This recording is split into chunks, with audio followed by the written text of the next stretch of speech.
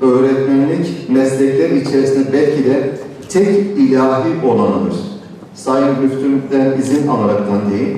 Çünkü biz inanıyoruz ve biliyoruz ki mutlak öğretmen Allah'tır. Ki kutsal kitap bunu net bir şekilde ifade eder ve ortaya koyar. İnsana öğreten yüce yaratıcıdır. Bizler bu kutsal mesleği icra ederken gerek günümüzde gerekse tarih boyunca baktığımızda devletleri, liderleri, büyük insanları yetiştiren hep öğretmenler olmuştur.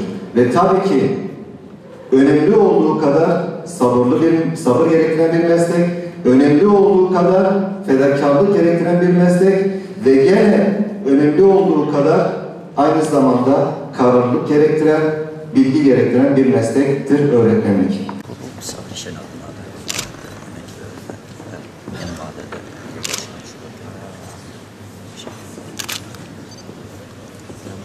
Teşekkür ediyoruz.